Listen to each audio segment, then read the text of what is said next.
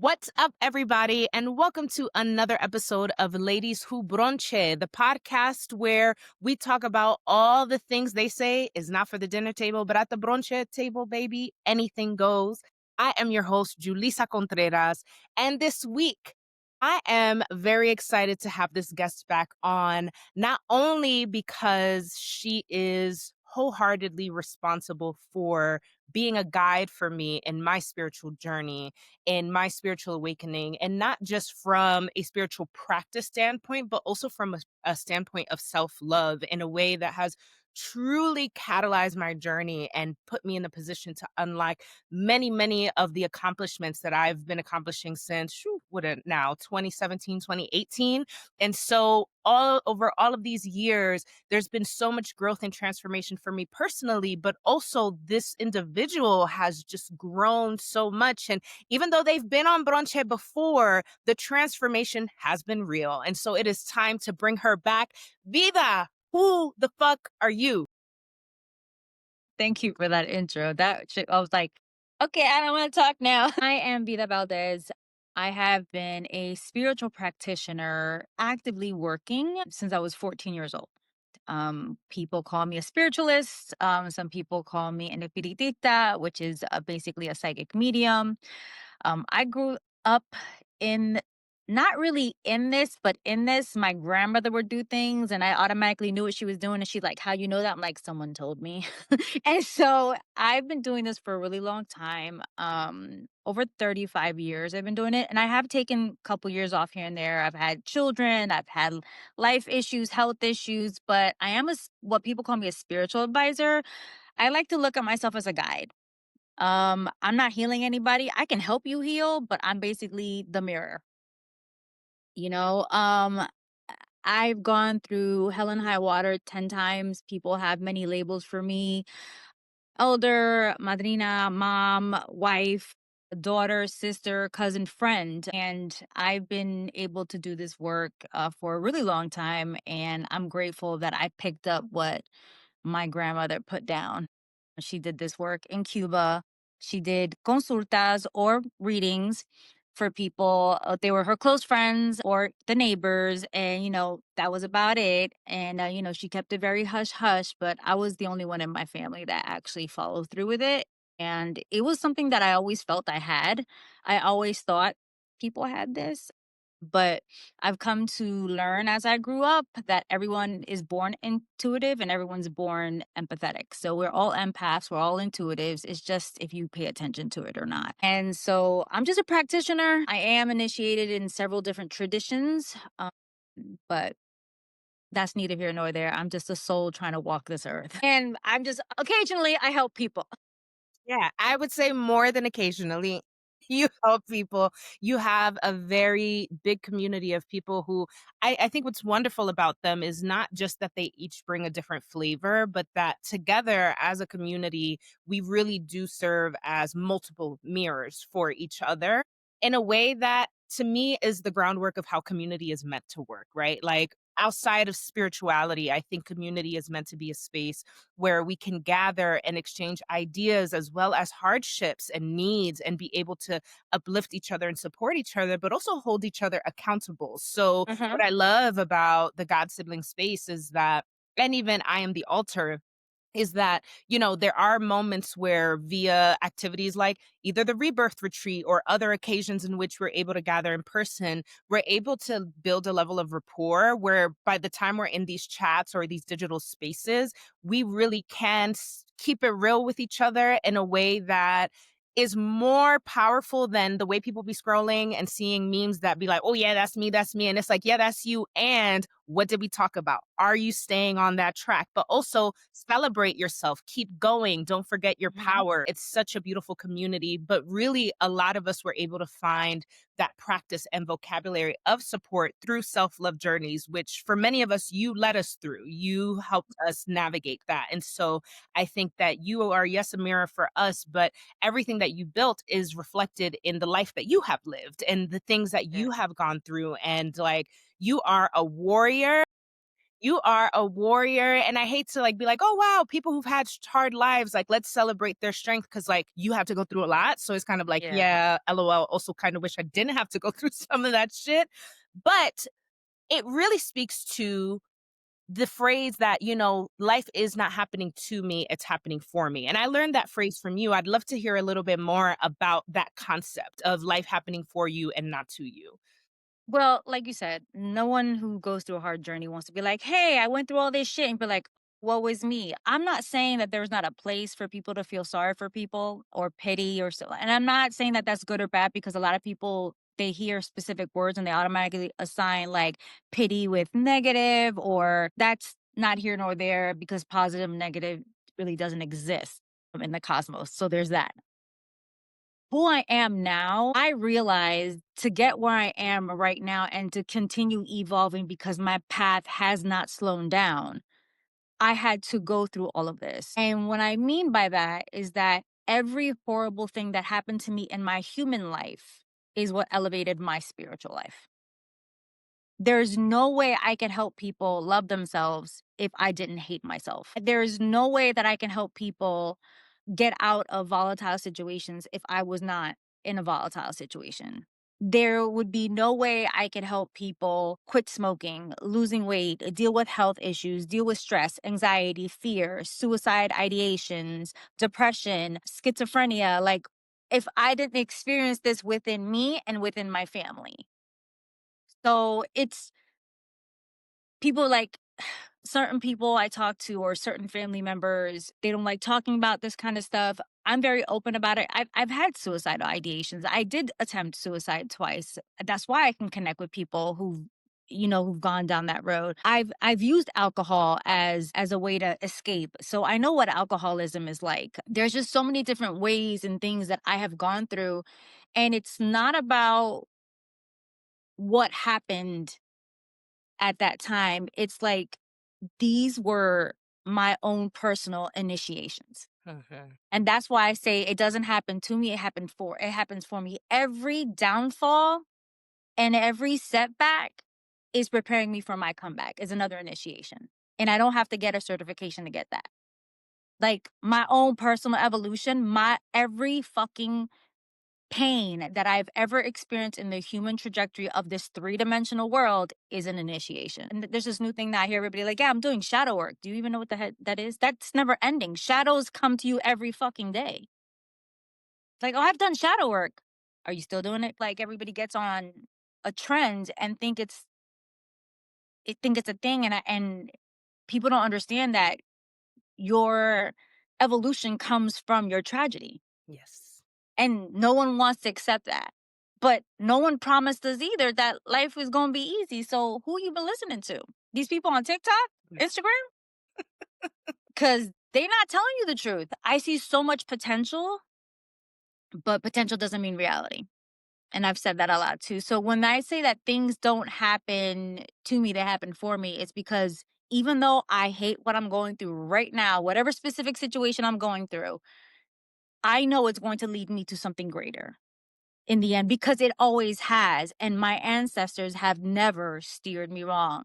Every doctor's appointment, every health issue, I've had serious, severe health issues since 2023. And I'm like, every battle that's come my way, they're like, stand tall, go to I'd be like, I'm not going to this appointment. They're like, you're going. Like, and I'm like, no, I'm not. You're going. And every time I've gone, it always worked out in my favor. So it's more about me being obedient, and hearing the call and listening to the call, because when I've done things my way, and I have for many years, and that's why, you were talking about, the self-love journey, it took me 4 years to figure that shit out because I'm that stubborn. And because I think I can do my way. I've been doing this for a long time. I already know how to do all this shit. Yeah, that was me. That was this bitch. Like, I already know. This shit's in my blood. My grandma's Cuban. My mom's like, yeah, that all that bullshit talk is just bullshit.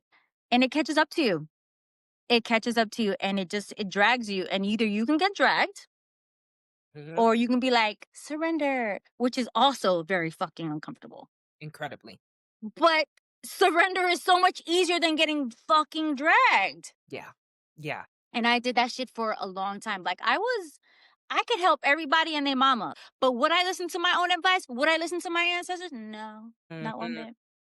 mhm. Girl, I was reading myself for over 15 years and I never got a clear reading. Every time, that's why when people say, oh, I read myself, I'm like, God bless you with that. Because every time I read it, I read myself with these cards. It's never accurate. Yeah, yeah, Never, I get all, never accurate. And I'm not saying that happens for everybody, but at least for me, yeah, yeah. I played myself. Many years I played myself. Which is part of the journey, to your point, right? It's almost like Right. the universe, the ancestors were like, "No, we're going to give you wrong cards because we want Hmm. you to learn that that's not the best way for you to communicate with us." I too had experienced that at one point. I remember the first time I bought a pendulum, actually, I purchased it from Almighty Pineapple. And, I had used it with discernment 1 or 2 times before, and I was in a little bit of a whole phase and I wanted some answers on my whole situation. And I knew what I had to do. Why I was bothering them with the pendulum, sin vergüenza, right? Like, but I did and was like, "Oh, well, will I ever have sex with this person again? Like just one more time and blah, blah, blah." And then they were like, "Oh, yeah. Oh, yeah." And I remember holding on to that for so long. But what that did was it made me have to go through a journey where because I kept feeling like, oh, it's going to happen one more time. It's going to happen one more time. Like the pendeja, I really learned a silly lesson. And thank God it wasn't the worst drag of my life, but it was enough for me to learn like, one, you need Yeah. to honor what your intuition says before you get tools, before you get a reading, before any of these other external factors. Like learning to develop this muscle is the most important thing. And also put some respect on us. Like we're not a toy. It's not like you just get to tap in those ways. It's an exchange of energy, which then really started to lead me into like what is the reverence of this exchange and what does honoring my ancestors or whatever guides that are coming through for me look like outside of me just saying, oh, thank you, yeah, I'm grateful, but like what are the practices? And that's something that you really helped me develop, and we've gotten better. I don't ask silly whole questions anymore, but it's a journey for everybody. Yeah, yeah, definitely. My grandmother taught me not to read for myself. It was my grandmother. She's like, "Don't read for yourself because that's part of your ego wanting to read for yourself." But I did that when, I'm in my second marriage. My first marriage was to my son's father, and it was a really bad marriage. It was 15 years total, and it was an abusive situation, in many different ways, mentally, emotionally, sexually, physically, even financially abusive. And I would read myself, I would pull out cards all the time. And I would get one day the lovers, the next day, the fool. I'm like, well, damn, like there's occasions where I've pulled myself out of my own thinking, and I'll sit and I'll pray and I'll do my set. I have a set of prayers that I'll go to, and I connect, and I do it intentionally because everything is by intention. It's not what you think and say, it's the intention behind what you think and say. So you could say the same prayer every day. It's your intention, it's your energy. And then now it's being backed up by neuroscience. So scientists are finally getting it together because I love talking about science. And I know people look at me like, what? I'm like, yes, I'm a science buff. I would like to talk about any science. And so when I pray and I still feel torn, I will go to my pendulum and I'll ask permission first. I was like, can I use the pendulum? It's not that I don't trust you, is I'm doubting my faith because I'm scared. And my fear is overpowering me. And because my fear is overpowering me, and it might spiral me into my anxiety, into my depression, because I have been diagnosed depressive, then I'll ask. But I have to be at a point of like I would have to be at a really bad point. And anxiety is real. Anxiety can be crippling. So I have done those moments, and those been far and few between because what I was taught by my own ancestors, like we didn't use tools. We didn't need a card. We didn't need a pendulum. We needed the elements, which you already have. Go outside. I'm like, what? Sit outside. Feel the wind. That is us. See the rain. That is us. See the snow, see the sun, like touch the ground. I'm like, okay, got it, understood. Now what? Now pray. I'm like, what? Have a conversation. What do you want to talk about? And it wasn't just always to the ancestors. It's always to what people call God or Allah or Buddha or the Most High or the universe if people don't align with religion. And when I started doing that out of reverence and respect because I heard it, I got so much more openings and I realized that the Most High was giving me there because, it's, I always say that God is the original they, them. Like, because people we don't know. So the Most High would give me helpers. I had guardian angels. Mhm. I'm like, oh my gosh, we have archangels. And people know me for working with my ancestors a lot, but people really don't know that I work a lot with archangels too. So my archangel magic stuff and ancestor magic is those are my two heavy hitters. So I do work with specific archangels and I call on them. And then I would have my ancestors who is everyone's first line of defense, our ancestors. But then I also had ancestors of spirit. And then animals are nature's angels. And then elementals. And it grew slowly, very slowly for me. But I feel like if I would have rushed it, I would have never really learned everything that I've learned and that I've experienced throughout these 30 something years on and off, right? But the surrendering part, and asking permission. And if I didn't hear anything, it didn't mean no. It just meant wait. And I think that's another thing people don't like these days is patience. And I keep trying to remind people like we're part of nature. Just like a seed is planted, it takes time for it to go through the soil. And I use this reference a lot. I like you haven't been buried, you've been planted and it takes time. It takes time for a flower or a crop to yield. Like it takes time for a tree to grow. Think of look at a tree outside and look how big it is. Even if it's a small tree. Now Google that. Since everybody wants to be on Google, Google how long it takes to grow a tree. Think of yourself as a tree because you have to connect to your roots, and the roots are so much deeper and wider and interconnected to so many different things that you need so you can be sustainable in any weather.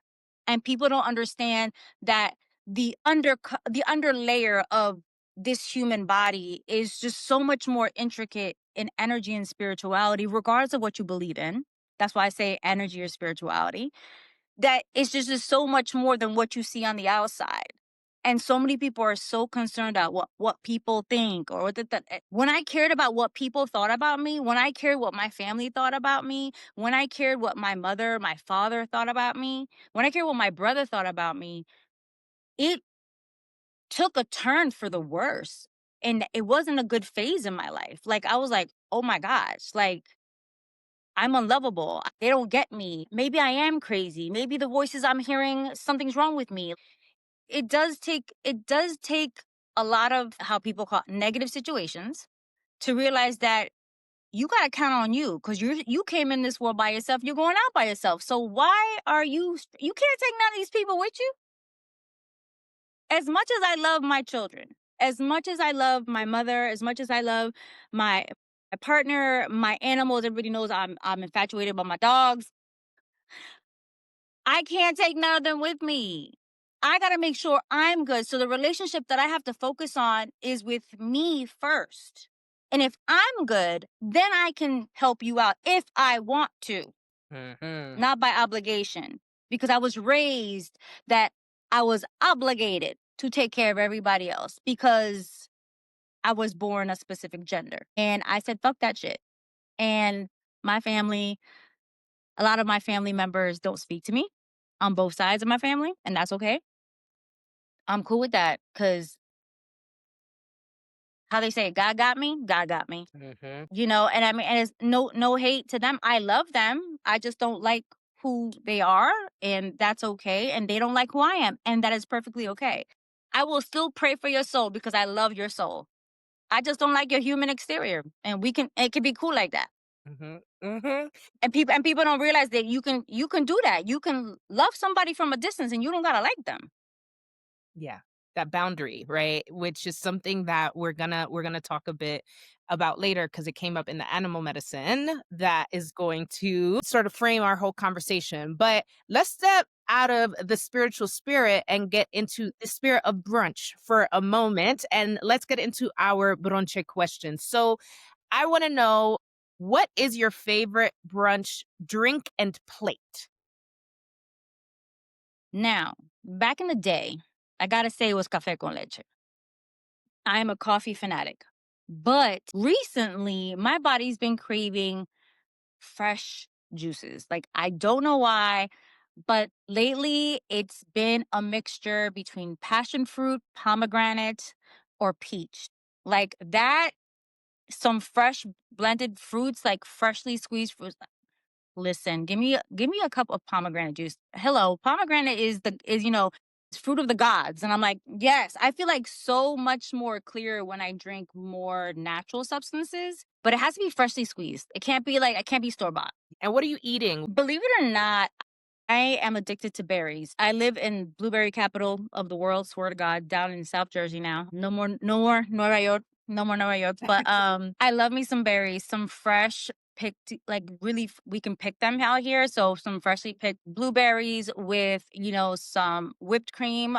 Like we can make the whipped cream with like egg whites and vanilla. For those of you who don't like dairy, you can do that with some whipped cream, but strawberries, blackberries, blueberries, and gotta say, because I have an autoimmune disease, gluten-free pancakes. And I can do that, like literally, because, whoo, baby girl, you'd be like, oh my God, I can't move after a while. So what bochincha topic are you discussing over a meal?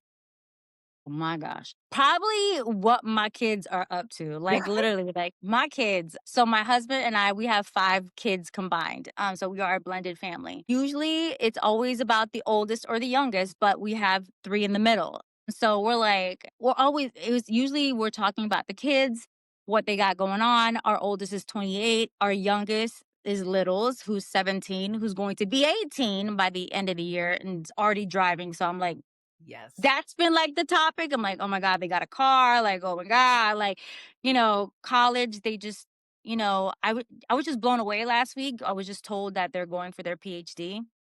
Damn, Yeah. they And moving they're in their fast. and they're in their first semester of college. I'm like, so it's a lot about the kids. Also about usually I like to go to brunch with my husband because it's a way for us to get out.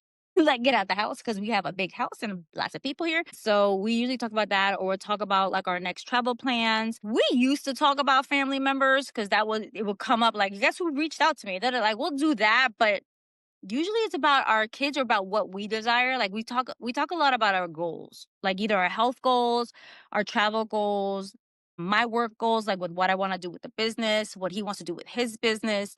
It's a lot of that because we work so it's not that we work so much, we just love what we do. So we're really enthralled in our jobs. When we do get together, it's more about like reconnecting and seeing where we're at. I used to be that bitch, be like, oh my God, her, this, da da da da. Like, but I don't do that anymore because I'm like, what's that getting me? And I'm not saying that bochincha is bad, because bochincha can be good. But I'm just talking like, my friends be trying to talk to me about stuff and I tell them about stuff. And when I tell them about what's going on, they're like, okay, I got you. Mhm. I'm like, bank on it. They're like, I know, I know. And then 2 days later, like, yeah, guess what happened? I'm like, what? What I told you? They're like, yeah. I'm like, okay, Yeah. told you, bank on it. Like, so, Yeah, it's funny. People don't like to bochincha with me like they used to either because like it's not on purpose, but sometimes you just speak what you hear and it's not even trying to you read see them. It's not even like on purpose. that part? You hear it and you're like, actually, yeah, that is what I also think. And so here's the truth. And not everybody likes the truth at brunch. Yeah. And they'll be like, girl, we're not going to bite you no more. I'm like, damn, Yeah. okay. I get that. I feel 100% because like, we can't help it. Like it's not like and they say to say it, and if we don't say it, we get in trouble. I'm sorry, I'm not getting yelled at. Sorry, my Right. people's is loud and they heavy handed. They like to hit. So no. Absolutely. All right. So Mm. tell me a little bit about what it was like going out to eat when you were growing up. We weren't allowed to go out to eat. First of all, So- that's like that must be a Caribbean thing because I'm telling you, like I'd be like, I want McDonald's. Yo tengo McDonald's money. I'm like, like I just want yo te hago un hamburger en la casa. I'm like, Yeah. the most disgusting thing I've ever. She would stick like peppers and onions, and I'm like, the McDonald's doesn't have peppers and onions in their burger. Like, um, but when we would go out as we got older, as the grandkids got older, because my grandmother and my grandfather, they were the matriarch and the patriarch of the family. Like any big decisions, you had to go through them. Mhm. That was hands down. It didn't matter. Like they had 3 daughters, my mom and my 2 aunts. It did not matter who they were married to. Everything had to go through them. And guess what? The women and the daughters, they obeyed. They obeyed their parents. Now, my grandfather, whatever he said was done. Like, so as we got older, the grandchildren got older, we were in our teens, and my grandmother realized that it was too many of us to cook for because she'd be tired. So we would go out to once in a while and my grandmother's favorite restaurant was a Chinese restaurant. She loves comida china. Like, oh, no, no, no. Or my grandfather's favorite was comida italiana, like literally Italian food. And it wasn't like, the Olive Gardens or the red. It was literally holes in the wall, just like that we would find holes in the wall, like Latino places, like other Cuban cooks or Dominican or Puerto Rican spots. We would find, I don't know how they would find it, but they would heard it from so and so, because Cuban people like to talk. They just like to gossip. They really do. They really do. I could talk about my own. And so they would find Fulano told them about, oh, this Italian place. And my grandfather loved Italian food and my grandmother loved Chinese food. So whenever it was Mother's Day, we'd be going to a Chinese restaurant. And my grandmother's favorite was the lo mein noodles. Like she just loved them. And, arroz chino, because, they had everything in it. She goes, this is perfect. So she ended up learning how to make it. And she would do arroz chino in the house. My birthday is December 4th. My grandmother's is December 6th. So guess whose birthdays got smushed together? Mm-hmm. So I had comida china usually for my birthday. So, but that was like in our teenage years. As we got to be adults and we started having our own children, and they rebelled. They loved being their great grandparents. And so they would actually cook for us. My grandmother would cook for us into her 80s. Like she didn't stop. Like, yeah, oh yeah. She was hands-on. Matter of fact, she's the one that taught me how to cook. Mm. Yeah, my mother was a single parent, so I was raised by my grandparents. And so my mother was working 2 or 3 jobs, doing what she had to do, and we lived with them. So my grandmother raised me to learn how to cook. And so that's how I learned how to cook now. And so now I do a lot of experimentation, and that has been passed down to littles. Littles throws down. Like Yes. Yeah. Both. littles is I've had the honor. Both of y'all throw down.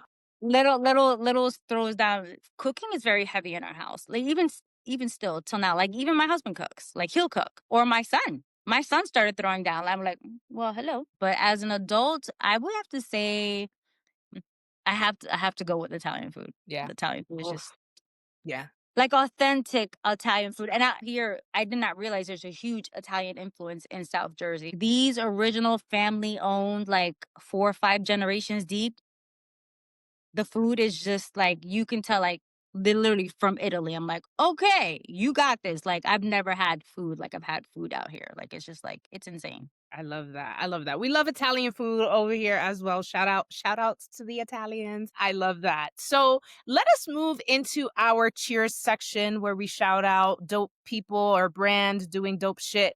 And I never throw myself in the mix, but in the case of today, always been really proud about the work we do with the Rebirth retreat. And I realize that because we have such a strong community of people who come that are regulars, we don't necessarily talk about these retreats much. I don't think people in the world really understand. You Like don't know. when they go on sale and we like put it out there, people see me talking about it and then soon after it's gone because they always sell out so fast. So like people don't really know what these retreats are. And so I wanted to take this moment to shout us out because I think Yep.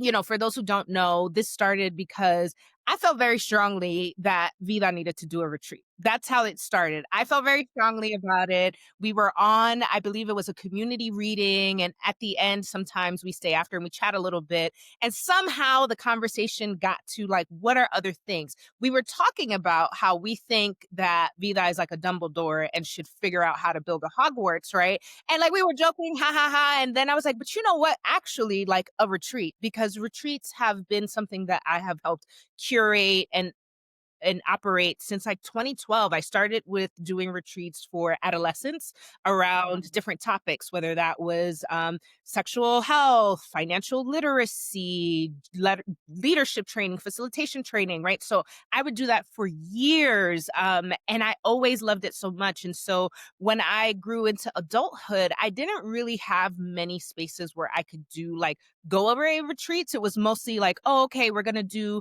like a 3-day sprint at a company office, right? But it wasn't the same as like actually retreating. So when I said to Vida, like, yeah, I think you should do a retreat, what I didn't think was going to happen is that she was going to be like, oh, yeah, all right, well, you got to help me do it. And so we built this thing together that has been truly life changing for so many people in ways that like I feel so grateful, but I'm just humbled. Like some of the things we've seen on these retreats and some of the transformations that people have made, I, honestly, like it. I will say it to me, it's really God's work. Like we just hold the space, but everything we get to experience during that time is just like awe inspiring. We watch miracles happen in real time, Mhm. and yeah, it's just such a powerful thing. And so I wanted to I just got a download, girl. So just you know, it wonderful. always happens in real time, you know what I mean? But it's, like, it's incredibly powerful, and we have so many different testimonials from different people, but, like, truly, every year is its own beast. Every group has its own, like, need. The mirror work that happens there amongst us is, like, wild. Hmm. Yeah, and I would love for you to talk a little about your process because, like, while I do help facilitate some of that programming, especially around finding your voice and Hmm. like writing and creative expression, you really do ground us in the spiritual practice and the ancestral practices. So it's really Yeah. intense. Tell us a little bit about the programming and how you choose how you curate each retreat that we do. Well, each retreat is different. It basically has its own theme, and I don't even know the theme to really like. Not even until I get there. I say I plan stuff, but half the time the stuff that I plan doesn't get put out, and I'm like, okay, you had me do all this for what? And I literally just while you were talking, they're like, we're gonna talk about this next year. I'm like, okay. So because we have to plan next year's. So usually what happens with the retreat, it's about 5 days. Um, Lately we've been going international, so we give a 6 day for travel, but it's 5 days because five is the number of change. And I truly believe in angel numbers and numerology. Five is the change, and it's called the rebirth retreat because the work that I do is literally I've been working with I've been working with specific tribes lately, and I've had the honor. They've asked me to come back and work with them again. And you've never really known shadow work until you do it with a Native American teacher. And what I've realized, they told me several months ago, like, you hold a lot of shadow medicine. And I didn't realize that. And like you were talking in the beginning, like I've gone through so much. And now I realize that all of my shadows are medicines for other people. And that's what Love Thyself, Love and Know Thyself, the Rebirth Retreat, all of those programs is basically you getting to know every part of you and becoming one with it, not one or the other.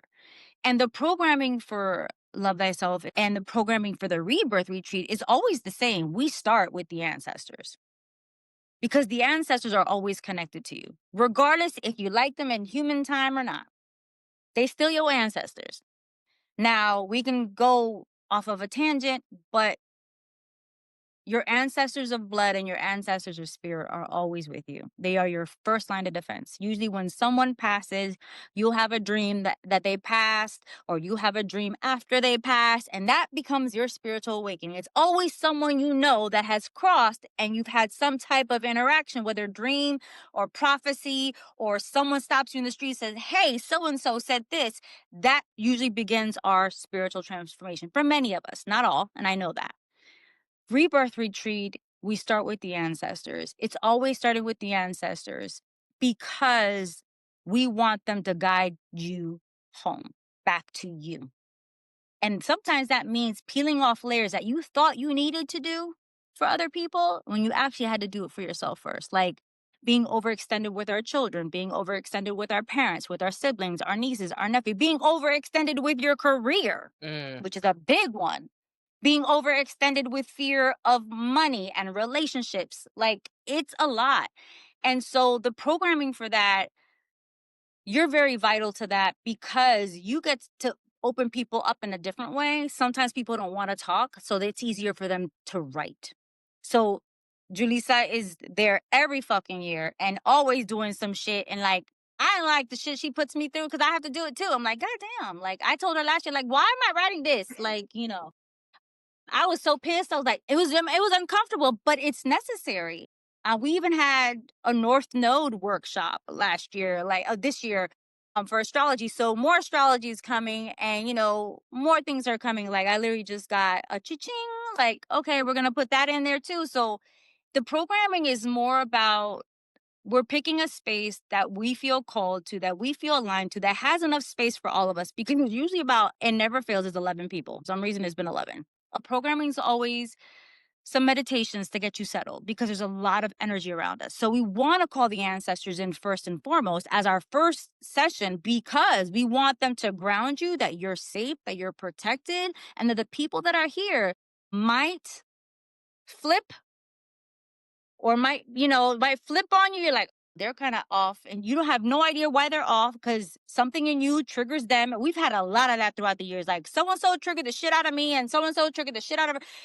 You get triggered by other energies, but it's necessary because then you get to see what you have to work on. And I've been triggered. Every retreat, I am triggered. This past year, and we went to Colombia, and I was triggered, and Littles was triggered. And let me tell you something, that triggering was so uncomfortable, but it was like, I felt like my heart cracked and something else came out of it. Like, it was just like some other thing, like not like a beast, but like something like, let it go. You have more love and more energy here than worrying about what so and so said, did, or do. And then we have things to ground us spiritually. Like, again, like, I do a lot of meditations. I do traditional cleansings. I do that. We go old school with that. And I bring like I have like this, might as well call it like a limpia bar. Like, I have Yeah.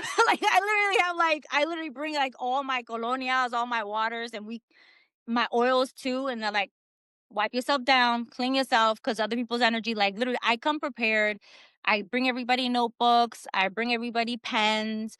I don't know why, but I always give a gift. I always give a gift. I don't know why. I just like, let me give you a gift. I'm one of those people. That's my love language. Words of affirmation and gifts. That's my love language. But the programming is just so intentional because even the things that I do plan, like I said, doesn't come out. Mm-hmm. So I always follow what spirit wants. Because when I get there, I'm like, okay, we're going to start with y'all. Thank you, ancestors. Then I talk about something else and we go left. I'm like, fuck, okay. Like, that's literally what happened this year. I'm like, Yeah, this year. Yeah, even I at one point I'm working. I was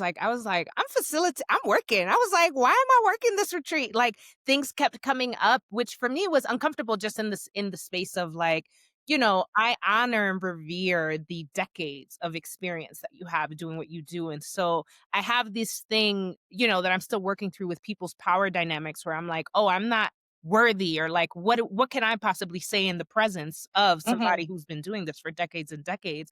But this year, I was like getting nudged to do that. And for me, what I was able to realize on the other side of this retreat is that the shape I am meant to take in, yes, honoring myself and what practices are just for me, not for sale, not for promotion, right? But that for part. me, but also understanding what it looks like to be part of particular sacred communities where it's like, because it's not coming up for sale, it's coming up because it's needed. And so you need to let yourself be medicine when you are called to be medicine and not tie that to the idea of, oh, well, what does this mean? All it means is what it means right now. You need to be this Right. medicine right now. But we're so Yeah. attached, and we see this in this culture of like people being like, oh, I have a little bit of spiritual insight, or I have this little thing. I must start a business. I must rebrand everything I do and become and step into that in a way that isn't necessarily true to your calling. It's not to deny You. your power. It's not to deny your power. Your power is your power. But like that doesn't mean it's always for sale. And That so part. I think for me, it was like allowing myself to stretch in that space and be comfortable knowing my integrity and knowing that I'm not that girl. I'm not about about to pretend it's something, but where it is coming up and where it is meant to be called for what it is, like being comfortable saying that. Like that Right. a lot of the way in which my power or medicine works through creative expression is coming from a deeper source. And that's how That's I your medicine. offer. Yeah. That's your medicine. Yeah. And people don't understand that. People think like, "Oh my god, I could see things, I could hear things, I can feel things." Okay, positive Pollyanna, Yeah. great for you. Right. Did they say you need to open a business? And or they're like, "Oh," when I hear like, "Oh, I dabble with this." You don't dabble with spirit, first of all. Be careful what you say, because sometimes they don't like what you say either. Like, remember, not all spirits are nice spirits. Like people forget that too. And I've had so many people say, "Oh, I'm going to become a shaman. I'm going to become this." Like, well, who told you that? Like, oh, I have these gifts, and so why can't you apply these gifts or your abilities to your current career or business? Yeah. Yeah. That's why I created my last program, which is the 12-month program, Soulful Mastery. I'm like, those are for people who have been in their career or business for more than 2 years. This is not to take away, this is to add. Your spiritual abilities can enhance your finances. If you are a financial guru, guess what? You could be calling on Jupiter and all the spirits that help with wealth and affluence and luck and prosperity, and call on them and build altars to them and work on helping people so you can financially coach them. Hello. No one said you had to open up a business Yeah. Yeah. to be like, "Oh, I'm going to teach you how to work with Jupiter." No, I'm going to work with Jupiter to help you make more money. How about Yeah. that? That part. It's the framing. I love the way you frame that, right? Because it is what I've had to learn. And like, you know that this year I also did an artist residency year. We did a lot of Native American indigenous work in that space as well. And so to your point of that shadow, a lot of the shadow that I had to release was the shadow of titles. And we did that Hmm. also at this year's retreat. It's like taking off those layers so you can just be with what it is before you're trying to figure out how to milk. Sometimes it's really the bounty is just really for you. And I think, yeah, just bringing it back to the retreat, I do think that that is what that space offers. It offers a space for you to really reflect, go deep in a safe space, but also a space that gives you a variety of things to try and see what practices align for you best. And some people come there to grieve and purge, Yeah. right? And not everybody is there for the same thing, which is what I love, right? Is that Yeah. ultimately through our differences, a central theme then comes out that we don't really see it until the end, right? Or at least halfway through, we're like, oh, I see it now. I get it. I get it. Mhm. And I think it's a very powerful experience for anyone, even if you are not somebody who is already immersed in ancestral work or spiritual work, because I think it's a safe space to even like get your feet wet with that and feel Mhm. safe with what those practices are and decide what is for you and what shape works for you. Yeah, it's not a typical retreat. I love that every year we always get some new people. Mhm. I take care of the lodging. We always get a house. We always pick a specific location. We none of us has never been to, so we're experiencing it right along with you. Um, we feed you, we pick you up from the airport, we take you back. We don't do services back to back all day long. We give you time to go to the beach or go to the pool, hang out. Like if you want to like travel in the city, you're allowed to do that. We're not keeping you hostage. But we have protocols and we have sessions like maybe twice a day, but they're really powerful sessions, and you sit with it and you get to process it on your own time. If you have your own room or if you share a room with someone, you can bounce ideas back and forth. So I really do love that different relationships have formed from people that I never thought. And it's funny because people who share rooms, for some reason, spirit tells me, no, no, no, you're gonna put this one with this one, this one, and this one. And I'm like, why? And then I see the relationships that form. Mm. I'm like, oh, love that. And so more beautiful things have spun out of the relationships of people I put rooms in together, and I love that as well. I'm glad that you pushed me to do this, because my mom's already asking me, where are we going to next? I need to buy my bag. I'm like, oh my gosh. It's super powerful. And I'm grateful that we're able to space to really digest gems because we need those spaces. So I would like to know, is there anything you want to shout out this week? I was thinking about that, and I really wanted to shout out you because you do a lot of work. I wasn't Yes. expecting that. No, like you, it, you've helped me in so many ways open myself up to places and spaces that I have been so uncomfortable with. Like every rebirth retreat, I'm uncomfortable at least a good fucking 3 hours. I'm like, what is going on? Why did this happen? Then and she's taking in whatever I'm dishing out. She's like, uh-huh, I got you. And you've been able to push me into spaces that I've never thought I could be at. And the retreat was one of them. And like literally my lights keep flashing. They're excited. You've been if you've been seeing that, that's it. I'm like, can y'all stop? I'm like looking at my lights. I have these beautiful lights and it just to go. Zzz. I'm like, can you stop? I'm talking in real time. But it's like the work that you do, not just to prepare for the rebirth retreat, the statistical stuff, like everything in the background. Like if y'all don't know, like Julissa's the one that finds out how long your flights are, like finds out like the transportation company, finds out about the chef, the food, like really does all the heavy lifting when it comes to preparing this place.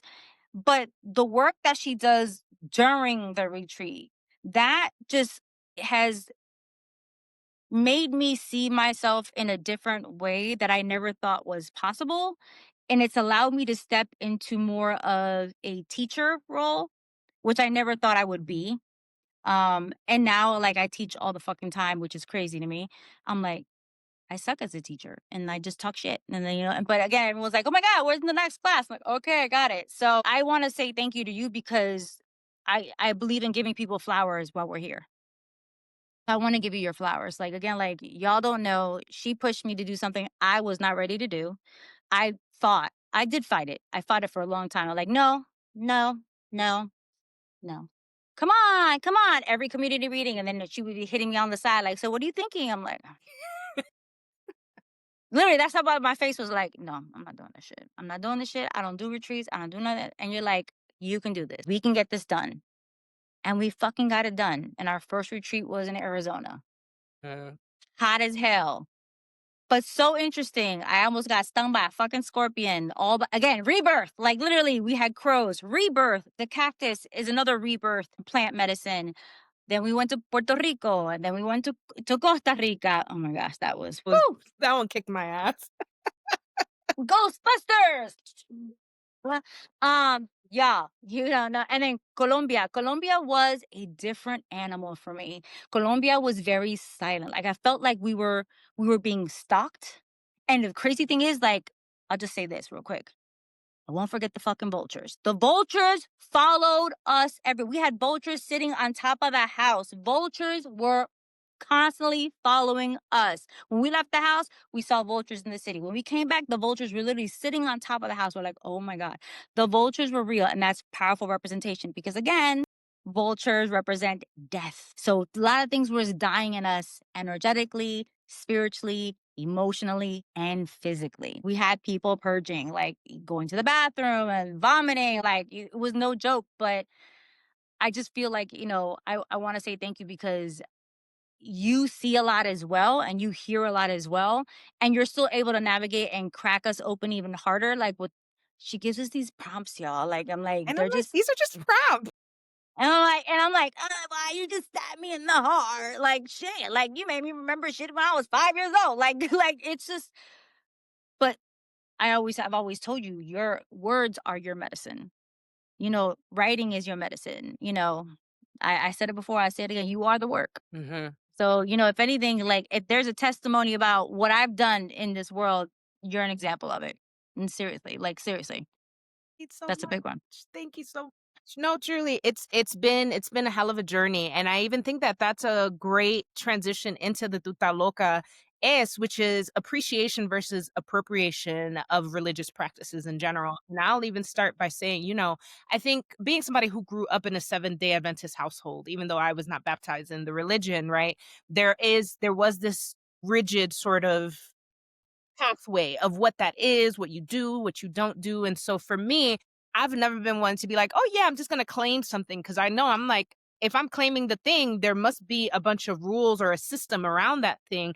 Am I Mhm. actually being reverent to the system? Which is why I didn't get baptized in Seventh-day Adventism, not because I didn't think the church was beautiful or that some of the sermons weren't powerful, but because I knew I was going to dance. I knew I wanted to wear earrings. And I know that sounds silly, but these are like, for those who know, these are like things within that religion that are not allowed. Right. And so I was like, yeah, I can't. Like, I'm a dance, like, I'm not a dancer, like, I'm not good at it, but my soul always felt a drumming, which, later on in life, hello, came to fruition in ways that makes more sense. But like, I knew in my soul, I was like, you cannot stop me from the dancing. You cannot stop Yeah. me from these expressions because my words are my medicine. And so to constrict them never felt right. So I went with my gut on that. As when I first met you, and a lot of people don't know the story, like I don't want to say like, oh, I was scared of you, like on some like super punk shit, but I think I met your energy before, like, Uh-huh. so like you're the vessel, but the energy spoke first. And I was like, I don't know what the fuck is up with this shit, but I'm good. Like, I'm good off this. I don't need to get a reading. I don't need to do all these Uh-huh. things. But really, it was understanding that there was a boundary that existed around what the shit really meant. And so Uh-huh. I'm grateful for my intuition because it always put me in a position of, I'll call it fear for lack of a better word, but really it was a discernment and knowing to be respectful of exactly Uh-huh. what it is I was stepping into. However, I also witness in many spaces, even within our own community, people who don't have that respect. People who come in and they get excited, and they start to claim things, whether that's claiming things around African tradition religions or even Uh-huh. things like Kundalini yoga and Uh-huh. other things that like seem like you could just get it from Becky for 3 easy payments of whatever of 555 right? But actually there's systems that need to be Yep. respected. And when we skip out on those systems, I think, and correct me if I'm wrong, is not even just disrespect, but you actually cheat yourself out of the purity of the magic and the process. Like, these initiations actually set you up in a particular way. But you talk about this Uh-huh. a lot, about you always say we appreciate, we don't appropriate, which I think is super important, especially Uh-huh. the way you hold awareness as somebody who is light skinned Latina, right? Like, you have your Black ancestors, but you don't walk around in this space in a Black body, right? Though you have Black Right. lineage, right? And so Yep. navigating that for you, I'm always very grateful for the way you honor that, because even in our own spaces, there are people who get a little bit too comfortable with the way they disrespect Black bodies while Yep. honoring Black deities, right? For Right. example. So I just would love Exactly. for you to share any thoughts around this theme of appropriation. Well, first and foremost, people need to know their fucking history. We came from Black people. Learn your history. It was proven in 1980 in the University of California. White people proved this shit. But at the same time, my white passing has a privilege. And I know that too. And I will stand up for that privilege for the people that I love. Whether it's my child, because I have a Black son, whether it's my godchildren, whether it's my family members. My mother in law is Black. My grandmother was a mulata who passed as a white woman, but she was Black. Her hair, she straightened that bitch out every fucking Sunday to make sure her hair looked like a little football helmet because she did not want one curl to pop out because white is right, Black is bad. That shit is very much still in existence to this day in the Caribbean diaspora. And my Black lineage, I'm not Black, but I am indigenous. And I will honor the indigenous ways. And that includes my African roots. And that includes my Taino roots. And that includes my European roots. Because colonization is a bitch. And this is what colonization does.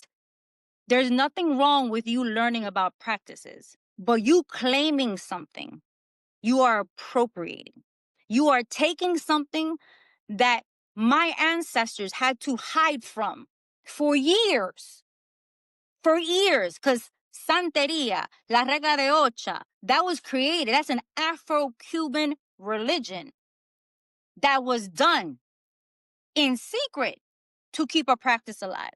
And nowadays, everybody like, oh, they just buy they buy the aleques and they buy the ides and they just wear them. Like, yo, you don't know what I had to go through to even get my shit. And I'm not against people wanting to learn their roots. Learn all you can, but in these specific traditions, African traditional religions, whether that's candomblé from Brazil, whether that's Ifa, whether that's from Nigeria, whether that's palo mayombe, which is, again, also a Afro-Cuban tradition. But again, like that's from the regions of Congo, any of those, you should have elders. You should have elders, and you should have elders who've been doing this for a really long time. I am not even completely initiated in Santeria or La Regla de Ocha because it's a lot of fucking work. Like, there's steps to this shit. And I truly believe when it is time for me to get everything done, they will do it. I am initiated in Ifa. And yeah, I could be done with it and that's it. It doesn't really matter though. But my path is my path. And I tell people, like, as much as I know, I still can't explain to you because there are secrets in my initiations that are not meant to be spoken. People who join my community rituals, there are secrets in my community ritual. And believe it or not, my community rituals, full moon and new moon, those are pagan. And if people, but people don't look at European traditions the same way they do as African traditional religions. And I know why, because of the colorism. And I understand that. But I've been initiated in pagan. I've been practicing pagan for years. I was in Wicca. Wicca is the religion. Paganism is the path. There's just two different things. But I'm a daughter of Hecate. I've been initiated in that path. And the community rituals, it's witchcraft, brujeria on the European side. So my community rituals, that's what y'all not doing it. I'm doing it for you. And I'm giving you the clarity and the wisdom through candle work, through this. And there's so many different practices you can get into, like talking to your ancestors, learning how to pray and meditate, working with candles, if that aligns with you. Not every medicine is yours, though. Everyone wants to pick up a crystal. Crystal medicine is not for everybody. Fire medicine is not for everybody, meaning you shouldn't, maybe you're not aligned with burning sage. Sage is also an appropriation type of object. And I get my bundles from Native American tribes here in the Americas. Like literally, like I have gone down a rabbit hole about so many things when it comes to different cultures. I love learning. I'm a Sagittarius. And I'm a philosopher. I have to learn. I literally have the 120 book Bible. People don't know that either. There's over 120 books originally. The Roman Catholic people back in the day just put 66 books together and then here you go. This shit is huge. Yeah. Oh, wait, there's another one. Yeah, it's over there. But literally, there's the Apocrypha, and there's just so much history in these original texts that have been taken from us. There's nothing wrong with learning, but there's something wrong with claiming something that you're not. And people get on a bandwagon, this and other. I don't care if you talk to spirits. I don't care if you read cards. I don't care if you play with crystals. I don't care if you work with runes. But don't claim closed practices. They're closed for a reason. Appreciate, don't appropriate. Same thing with Reiki. People that one has been so colonized, it's ridiculous. People don't understand. That is a Japanese tradition. Mm. It should be done out of reverence and respect. And literally, Dr. Usu, who supposedly invented it, he didn't invent it. He remembered it through a meditation on Mount Shasta. Mm. But again, no one's giving credit to our Asian brethren. No one's giving credit to the chakras in India because that's where it came from, the Kundalini practices. Like, there's just so much more than what New Age spiritualism, because that's what it is. That's literally what it is. People are trying to make money, and it's another aspect of colonization. And I don't like it. I don't fucking like it. I will call it out. Yeah, I've been doing these 30-day video series, and I've been converting them into podcasts now. But this last one I'm on is decolonizing spirituality. And a lot of people don't like it. I don't care. I don't care. And I'm going to continue to use my white passing privilege to get the word out. Yeah. I will share content. I share anything that I feel that's important, especially for marginalized communities. Every marginalized community, Black, brown, I don't care if it's against religion, people that you love, any marginalized community, I'm going to speak up for it. And if that gets me people who don't like me, those lights went down again. Do you see what I'm saying? They'd be like, okay, got you. I got you.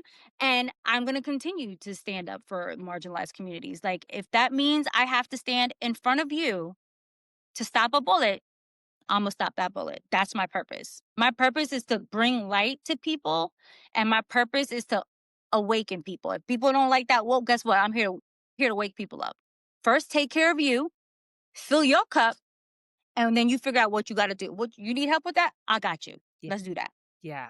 I love that. I love that because, That's been heavy on my heart and on my tongue lately a lot about like, Mhm. you need to really be with yourself in order to participate in the revolution that is external that we run from. Because sometimes we look for even the taking on of some of these practices and things to veil ourselves from actual personal work and Mhm.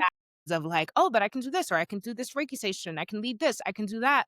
And it's like, are you though? Like, you're doing the movements of these things, but are you really bringing forth the power of these practices? And a lot of Mhm. just are good, snake oil salesmen is my favorite thing to call them. That They're part. so good at that. And that's why it's also important, again, even as a consumer of these things, you might not be the person Mhm. you know, taking on these practices, but you may be working with these practitioners, that basis of your intuition and knowing like, am I called to work with this person? Is this the right That space part. for me to step into?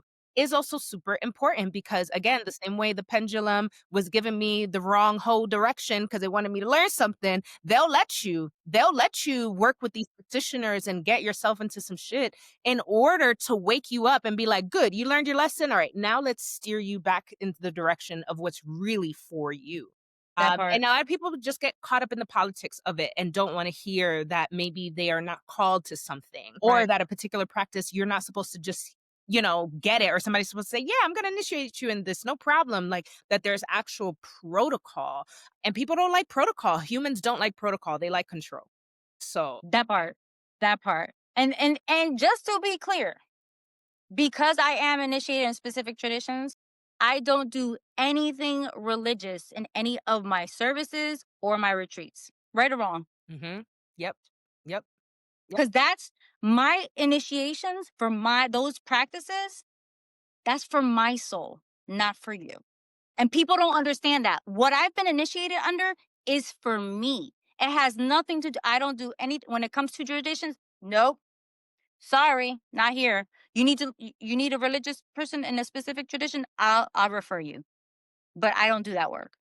That is not for public consumption, and that is not something that I do. I will pass you on to an elder. Yeah. No, Yeah. I will not do that. Yep. Yep. And that's how I know that path, if that was for me, it will be for me. But in all of my years of doing this work, I talk to the dead. I talk to spirits. I talk to things and I relay the message. I am just the mouthpiece, but nothing traditional, nothing religious. What I do in my house is my business for my soul, my destiny. What you do in your house is your business for your destiny. It is not for public consumption. Because nowadays people just selling things and just say and telling people like, "Oh, I read this book that said this, you can do this." What are y'all doing? Go ahead, keep doing it, cause y'all gonna end up learning, not me. I'm be like, Yeah. Yeah. I've seen I've seen a lot of really negative things online because people are just showboating. Yeah. Yeah. And the bad part is that's why I always say we appreciate, we don't appropriate. If you're not sure about something, don't touch it. How about that? If something looks hot, why would you put your finger on the stove if it's hot? Why? Why would you touch the iron? If you know you're not supposed to touch the iron, why would you do that? But because like you said, well, perfect example. Humans don't like protocol. Mhm. They Mhm. don't. Yep, and I think it's a beautiful segue into the plate of the day, which is finding the power of self-love through spirituality. There's many ways to love yourself, and not all Mhm. of them require any spiritual practice, but the essence of love, of eros, really does come from a divine space, and there is something really beautiful about giving yourself the opportunity to build a practice that is centered around self-love, because when in doubt, when let's say for the people who are, they don't believe in anything, like you always say, Right. they don't believe in anything but science, let's say, even the science of repetition will show you that in maintaining a particular ritual and practice, there is a deep level of growth and expansion that can happen to you in your feelings and energy, whatever you want to call it, if you don't want to believe in it spiritually, right? But like there is a shift that happens. It's like the water test. I forget the exact name of the test where one cup of water receives positive words and the other cup of water received negative words, and we could see what happens with the particles in the water. right? If you don't believe in nothing else, look at a test like that and just understand the power of Mhm. pouring into yourself and pouring positivity, right? You've already talked a lot about like what led you to build some of the programming that you offer, but I'd love to hear a bit more about what's are some of the most common things people get caught up in their spiritual journeys that are counterproductive to the cause. And I want to frame this conversation with some animal medicine that came up. So I always pull an animal medicine card to frame our conversations, and the card that Mhm. came out today was the armadillo.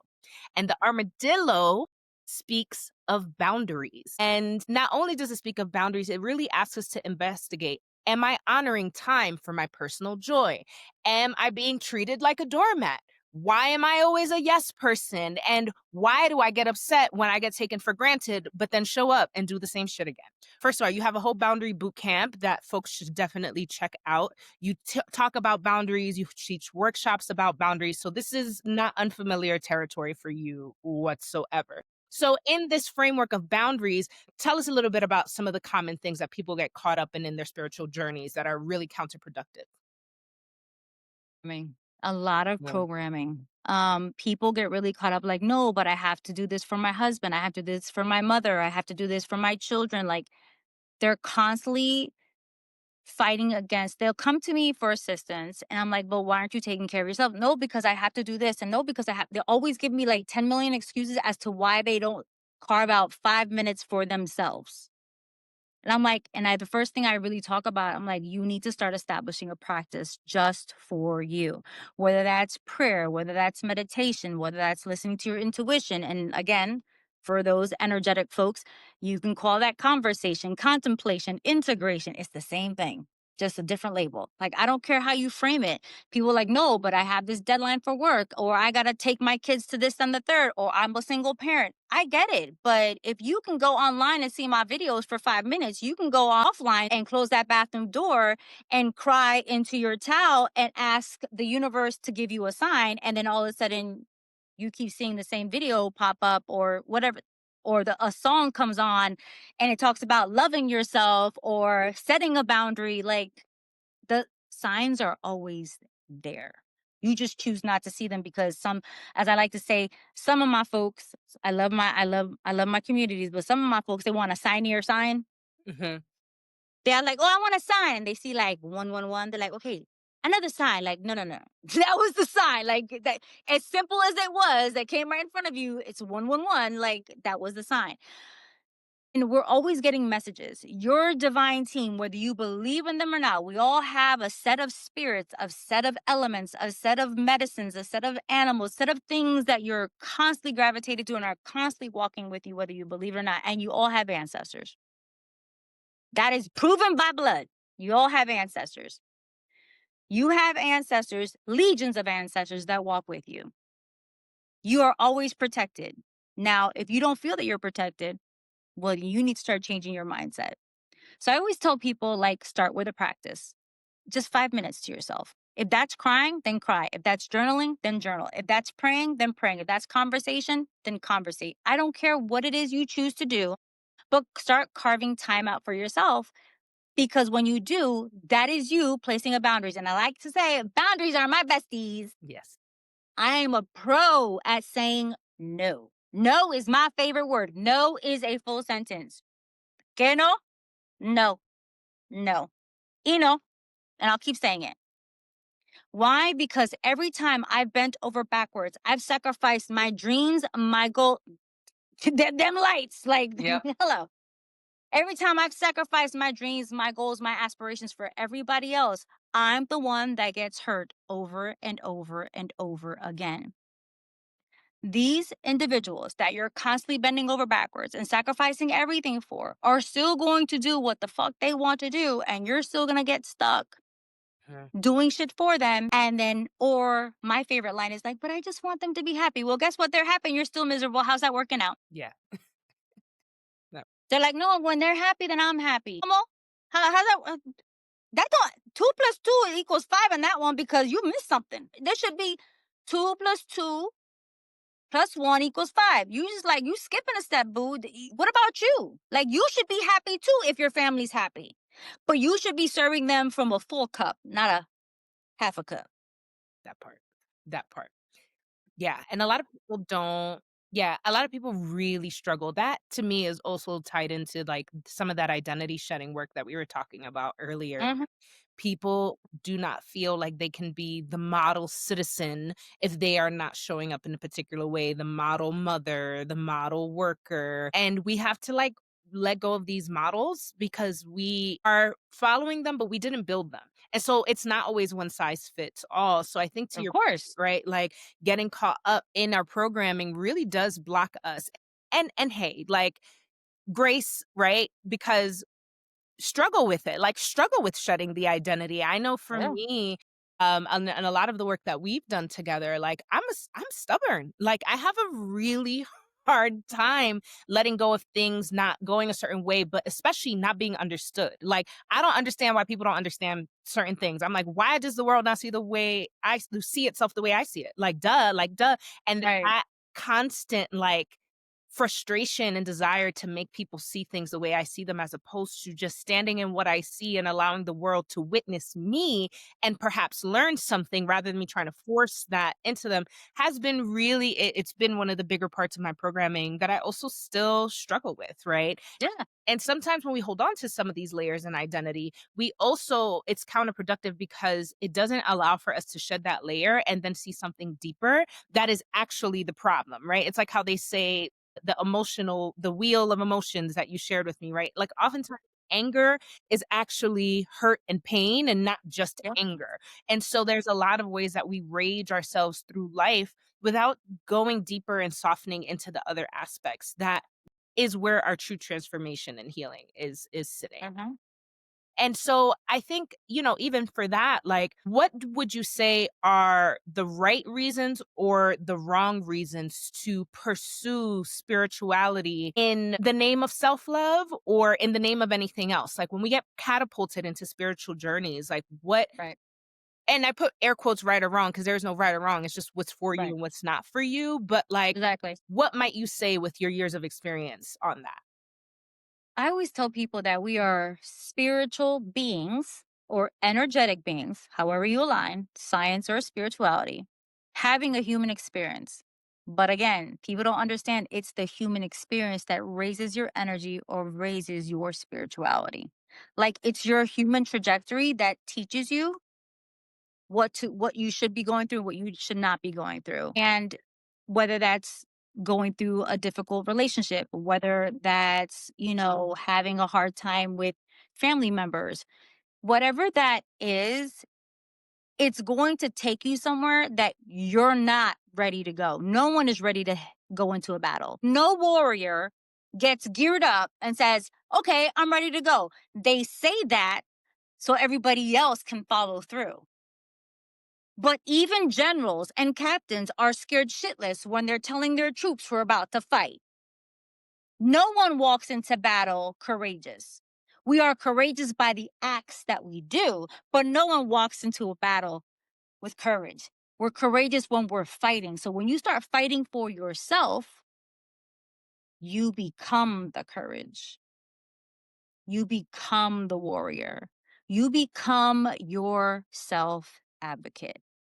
And that is really hard to do for many of us when we were taught to serve everyone else, but not ourselves. We were taught to love other people better than we love ourselves because that is our gender role in certain traditions, lineages, and regions.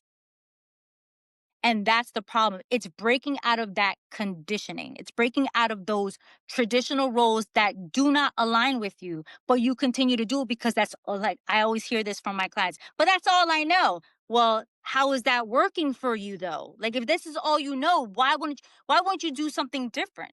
Like if you know, but it's crazy to me. People be like, okay, I'm gonna go on a diet. And they go grocery shopping, they change all of the things that they need to eat better, but you won't do the same thing when it comes to your soul? You won't say no to the late night phone calls from your mother? You won't say no to your cousin who keeps blowing you up every 15th of the month because they ran out of food? Like, you don't say no? You don't say no.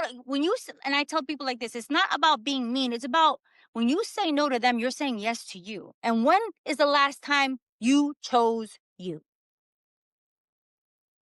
That's it. Like, you got to choose you, because when you fill your cup, just like this cup, when you fill your cup, that cup, and you keep filling it, it's going to overflow. Guess what happens to the overflow? It goes to your kids. It goes to your parents. It goes to your job. It goes to your grandkids, your animals, whatever you feel that you need to give attention to. Guess what? But you're doing it from a full cup, and you're not drained. You're not down here anymore. You're not at the bottom of the totem pole anymore. You're at the top. And guess what? You get to choose now. Like, you know what? I can't do that for you. I can't do that for you today at 2:30, but I can do it for you at 2:45. Oh, but I need you to call them right now. I'm like, I can't do it for you. Oh, well, then I have to find somebody else. Then find somebody else, and I'll talk to you later because I'm busy right now. I can help you in a half an hour. Even doing that, that's what I call soft boundaries. Start with that. Be like, no, no puedo, I can't do it right now.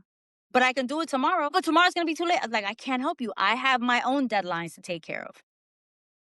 Putting a soft boundary will start teaching you those who benefit that you don't have a boundary put up in the first place. And that's gonna be your eye opener, because you gotta get tired of being sick and tired. Mhm, mhm, mhm, 100%. And I feel like a lot of people have this idea of what they call woo, which I said in another episode. I don't like that word, and I know we use it for shorthand, but I don't like that word because it really reduces the power of a repetitive practice. And we don't call gym buffs woo, right? Like there are people who have like this body practice, and it's like the same shit, just in a different part of the mind, body, spirit Hmm. a triangle that we work with.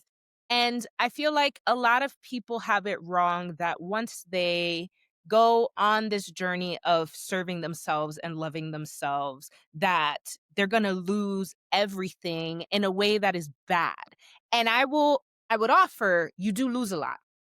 You do, but it makes room for things that are so much richer and better than what we can see before us. And so I think that that's something that society has wrong about woo is this idea that it's all like clean cut and whatever, and it's not. It is a tough journey, but like life is meant to develop us through struggle. And sometimes that struggle is deeper than others, but like struggle is still the theme at hand. And Hmm. so to unlearn the labels, to free ourselves from the molds, to step into a repetitive practice will really teach us what we don't know about ourselves. And a lot of people swear, like you said, they don't have 5 minutes to do whatever, but they don't know that the value of that 5 minutes might feed them in ways that they could have not imagined. And then they go, damn, this is just 5 minutes. What will a half hour do for me a day? You know what I mean? And then really start to claim more space for themselves. Hmm. And I'm curious for you, like when you see people who are struggling with these practices, like how do you encourage them to shift their mindset so that they can really dive into their journeys, especially when we're talking about connecting to ancestors? Because I do think that that particular practice is one a lot of people, a lot of people have been Demonized. Christianed out of it and other religions out of it in a way that has been harmful. So, like, what are ways that you encourage people to remove some of those blockers and start to connect with ancestors specifically?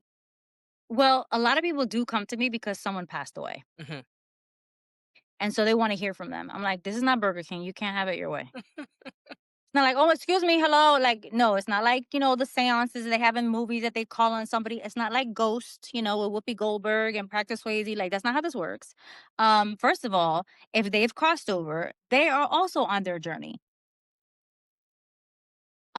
And you have to respect that. They will reach out when they're ready. Again, like our souls are always on a journey. And our souls, our souls are doing things on their own time too. When our soul leaves these bodies, they're on a journey as well. They're a journey of revisiting and reviewing their life. Some souls are not ready to go, and some souls how we call it, are earthbound. You have to give them time, and if you're missing them, I always encourage, light them a candle. If you don't want to light a candle in your house, you can always go to a church. There's plenty of Catholic churches that you can go and light a candle for them. You can put a mass in their name. You can dedicate a service. If it's a Christian church, you can also go and ask them to light a candle or a memoriam candle, or you can also ask them to dedicate a service in your ancestor's name, like something to reverence the person that you lost. They are also waiting for you to communicate, but if you're afraid because this practice has been so demonized by colonialism, I can't make you do something that you're not ready for. But they're not going to come and yell at you. They're not going to scream at you. My ancestors are loud because my stubborn ass took 4 years to learn how to love myself. What does that tell you? Mine get loud because they know that I react to that. And sometimes when they give us these nice little messages like the 111 and the 222 and the 333 and the butterfly, the white butterfly, da, da, da, da, da, and all these little lovely signs, and I'm not paying attention, they're like, oh, yeah. I'm like, oh, okay, I heard you. Well, my bad. Sorry. Like I said, sometimes you want a signier sign. That was me for years. I'm like, I saw the white butterfly and I saw the 222 and the 444 and even a 777. What is this? I ain't no say. I'm like, now here, oh yeah. I'm like, oh, okay. That's how I know when my grandmas are, she's like, oh yeah, like, what's wrong with you? Like, I've been showing you shit all day and you're not paying attention. I'm like, my bad. So it's like, I always tell people like, they're not going to hurt you. They're dead. They can't come back to life. They're not like zombies. This is not the Walking Dead here. Like people like be bugging out. Like, no, because the things that I see in the movies, it's made up. Mm-hmm. First of all, there's a lot of shit people make up to sell. It's called TV. It's called Hollywood. They make shit up to make money. Like, hello, they've been doing it now on social media. They make shit up to make money. Like, like they make up these crazy stories and you get hook, line, and sinker and you start following these people. Like, oh my God, did you hear about this? And gossip news. It's literally gossip. There's no truth to it. But I tell people like your ancestors are always there for you. Not even the most recent ancestors. Think about your ancestors from the Middle Ages. Think of your ancestors from medieval times. Think of your ancestors from over 5,000 years ago. You have legions of ancestors that has wisdom and knowledge that has been lost in translation. And they've chosen to speak to you. And they've chosen to reach out to you through a recent loved one. For some reason, you've lost other people before, but this specific person, like, oh my gosh, like I lost, and I lost my brother, or I lost my grandparents, or I lost my sister, or it's always something to trigger you to not only just connect with that specific ancestor, but that's just the opening for the rest of them who have so much knowledge and wisdom for your growth. You are the living prayer of those who were under persecution, specifically those of us who have lineages in Caribbean diaspora. And again, because again, the Caribbean is a mix of African, indigenous, and European. So we have three bloodlines fighting in many different ways. One to conquer, one to survive, and one to hide. And sometimes the one to conquer was also the same one trying to hide because they realized they could kick our ass. So, so it's, and that's another thing too. I get a lot of people like, I don't know how to work with my white ancestors. You call them and you tell them to get their shit together because we all have to get along here. Like my white ancestors, they get along very well with the Taino, the Guanches, and the African. They have no choice. You want my evolution? You want my help to elevate your spirit? You need to help elevate mine. It is a relationship. Mm. It is a relationship. We all come from mixed bloodlines. Go do yourself a DNA, not 23andMe, because they be selling your shit. Right. They do, girl. Bankruptcy, hello. Yes. 23andMe, so go get a DNA test if you're curious. I always tell people that too. Like, what do you think? They're going to take my DNA? I'm like, they already got your shit on your phone. What you talking about? We're all tracked. What are you talking about? Like, our devices are all tracked. I don't care what anybody says. Hello, I'm a vet. That's all I'm going to say about that. Right. Yeah. So it's all tracked. Tracked. It's all tracked. So what if they have it? Your doctors already have your shit. Who do you think they give it to the lab to? You think these labs don't track? Right. Yeah. Come on. Like, CDC has protocols for a reason. But check it out. See what comes up. Yeah. See what comes up. Yeah. And if you feel called to a specific tradition, it might be in your bloodline. And if it's not, that's when you learn how to appreciate, you learn about it, and we don't appropriate. Yep. Yep. That's a big one because, like, for me, for example, like, I always grew up and my mom would always say, "Oh," the joke would be like, "Oh, that I look Hindu," they would say, right? Dominicans sometimes we be calling shit Mhm. like, well, how do you can't look Hindu as a religion? But, "Oh, she looks Hindu. Oh, yeah," and then my mom would be like, "Oh, well, we have like Arabic ancestors and but with no real detail." And I always felt like I went through a phase. This was pre Shakira, but I went through a phase that led into Shakira's belly dancing moment where I was like, Mhm. there's something about that dance, that like Yep. Gitana energy that Yes. really called to me for some reason. Fast forward, whatever, I don't remember what year I did do a ancestry.com test. And Mhm.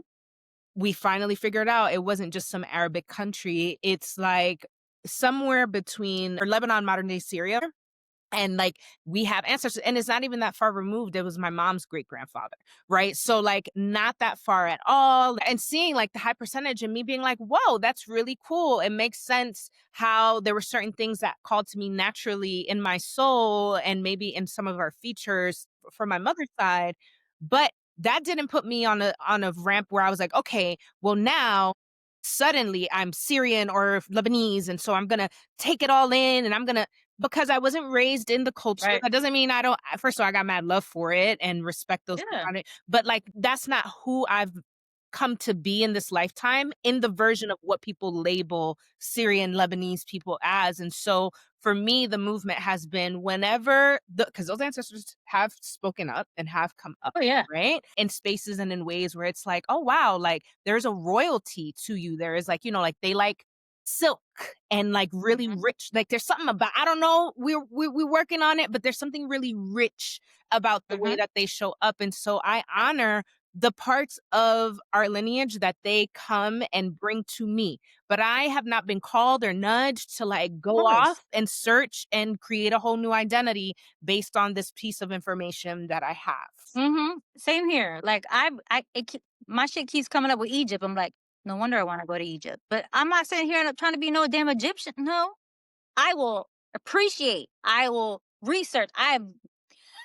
This is one of the main reasons why I got the 120 Bible with the Apocrypha, because the original, according to historians, the original Bible has works of and written documentation of Cleopatra, the pharaohs, pyramids, things that were taken out. Again, so now I see why. Like it's like literally drawn to me. Like literally, I ended up getting actual authentic papyrus pieces that were passed down to me by my aunt. I'm like, where did you get this from? She goes, oh, the lady that I work for, she didn't want these, and these are actually timestamped. Here's the certificate of authenticity. But you don't see me walk around and painting ankhs on my eyes and shit. Like the fuck. Right. Yeah. I I appreciate every culture, and I feel like in all of my lifetimes, I've been part of one specific culture or the other. Like, I feel that my faith is my force. And that's one of the biggest quotes that I have tattooed on my body. And I actually have like different spiritual symbols on my spine from the base of my neck down to my tailbone from different cultures that I've been called to study, not to practice. Hmm, hmm, hmm. There's a difference. I've been called to study. I don't practice, but I will honor it because just like the spine is our literal backbone that holds all of us, all of our nerves and endings together, my faith is my force. And that's why all those spiritual symbols are literally on my spine. Your ancestors may come from different lineages, and that's beautiful. Research it, learn more about yourself. That's a part of you. That's not all of you, but it's a part of you. You learn all the things you want, but doesn't mean you have to go out, like you said, and just be like, oh, I'm about to start teaching belly dancing now because guess what? Hey, you're like, I got this in my blood, so I can do it. And people tell me, I hear the stories and I see these people like, yeah, I'm part this and I'm part that. I'm like, what? What are you doing? Like, Mhm. Mhm. and I can see right through it, and I be wanting like just go in, and I just hear shut up, don't say nothing. I'm like, these people gonna learn because I don't have the time. I don't have the time. I don't have the time to document and like go in on everything that I see. But a lot of things online are not real, and this is why I always say, follow your intuition when working with any spiritual advisor, even if that means you do not work with me. I'm good. I can sleep at night. Yeah. Playing with other people's soul, Yeah. that's a problem. Yeah. Yeah. People don't understand the ramifications of that. Yeah. Big one. That is not a, you will start losing things. You might even start losing your health over that. Like again, like people saying, "Oh, I do this with the orishas," or like in voodoo, the loas, or I work with the saints, or I work with the deities of India. Like, first of all, there are some vicious forces in India. Like, hello, Kali Ma. Mhm. Yeah. I mean, why are you playing with these lineages? You know nothing. Sit your ass down and wait till your ancestors talk to you, because they are your first line of defense. I say all this to say, like, your ancestors are always there to guide you. It may not be as fast as you want, but like the story of the tortoise and the hare. The tortoise won the race because the hare, which was the rabbit, was talking shit. Mhm. I got this, and I'm part this, and it's just like online. I'm part this, and I'm part this, and Right. now I'm gonna do Reiki, and like, what? What is wrong with you? No, slow and steady. Slow and steady. Like, I'm still waiting for things to get done. I'm not in a rush. There is no rush here. Everything happens in divine timing. I truly believe that. Like you said in the beginning, it doesn't happen to me, it happens for me. And I would say to wrap this segment that allowing yourself to go slow and steady allows you to be yourself, right? Because on top of all the things that we learn about ourselves, our ancestries, like all of that are just fabrics that can be put together to create a quilt that is you. And Hmm. so it's not, you're not always meant to embody each of these identities to the fullness of what people perceive these things to be. There, it's a mix for a reason. And the slower and steadier you take it, that doesn't mean you can't, like, have a moment of exploration and diving deep, but to co-opt things or to carry things is to put another label on yourself and to carry another identity that maybe isn't truly aligned to you. And then you just start that cycle again. It's like the journey of self-love is one of unraveling and unlearning to then get into something that is built from love. And you've said this before, and this was also a deep theme in my artist residency this year, which is that love is the true religion. If nothing Yep. else, love is, That's my religion. like, That's my religion. Love. and it's really rooted in that, because once you are rooted in love, like, love allows you to be giving and expansive, but it also allows you to be humble, and it allows you to surrender to things and to know better and be like, because I love myself, even though this is hard, even though I'm embarrassed and ashamed about something, I'm going to allow myself to move through that shame because love conquers all. And so I think above all else, if anybody is curious about what it means to catapult into a spiritual journey, self love really is a great space to embody that in, because love is the most powerful energy on the planet. Yep. I say it all the time. It's the most powerful energy in the universe. Scientifically, it's been proven by the American Heart Institute that your heart literally can produce more energy than your brain. Look it up. It's been published in medical and scientific journals. Mhm. Telling you. That's why I created Love Thyself. Literally my own 4-year journey. That's why I created that program. Is because again, a lot of people are still serving from a place of lack and wonder why they don't have. Mhm, mhm. And we are just so grateful to have you doing this work and guiding people back to themselves, because for each person who has gone through this process, who has come out on the other side stronger, they have also been able to impart that wisdom of love forward and Hmm. forward. And that is the true Yeah, ministry, right? If you will, like, that's it. we don't got to knock That's on what it is. doors like the Jehovah's Witnesses to do it, but through being ourselves and Yeah. embodying our true power, we really make ourselves something to be witnessed, something to inspire others.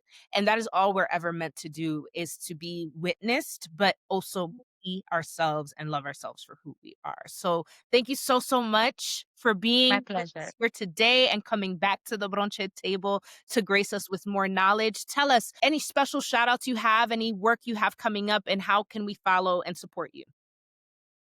As of right now, I am doing my programs. Love Thyself is the basis program. That's a 12-week program where I work with people one on one to enhance the most important relationship of your life. with you. Then I have Love and Know Thyself, which is, again, the basis is love thyself, but you actually get to know who you are. Basically, this is what I call about unplugging from the matrix. We work on deconditioning even more, and that's a 6-month program. And then I have the Soulful Mastery program, which is more guided toward people who are in career or businesses. Again, the first 3 and 6 months is love thyself and love and know thyself. Why? Because if you don't love yourself at every stage, if you don't know who you are at every stage, your business, your money, your relationships, your finances, your health, nothing will work out if you don't know who you are and love yourself through every phase of your life. And that's really difficult. And we talk about spiritual abilities, we talk about finances, we talk about passive income, we talk about so many different things in that program. And I'm no longer doing single sessions. I love that. The only place I'm doing single sessions if you're part of I Am the Altar private membership. Those who invest, they get access to single sessions with a discount, of course. But for those of you who want to start working with me, but you're not interested in a program, I am offering 3 package programs. So like 3 readings, 3 mentoring sessions, 3 meditations. You can do that because if you work with me one time and I don't see you again for another 6 months to a year, you're going to come back to me with the same thing because it happens every time and nothing has changed. I am evolving, so my community needs to evolve with me. So you can check me out, like you literally can check me out on social media at The Truth of Vida on all social media platforms. You can also check me out on YouTube by the name of my company, The Almighty Pineapple LLC. And my website is thealmightypineapple.com. And I also have now podcast on Apple, Amazon, and Spotify, which is The Almighty Pineapple. So those are video podcasts. So if you guys are interested, especially in the boundaries, the boundary boot camp is what I'm currently sharing there. But you can follow me there. If not, if you're not on socials, you can definitely check me out on YouTube. So Yeah. I'll be there. I love that. And you can follow us at Ladies Who Bronche across all platforms. Thank you so much for tuning in today. And until next time, Bronche.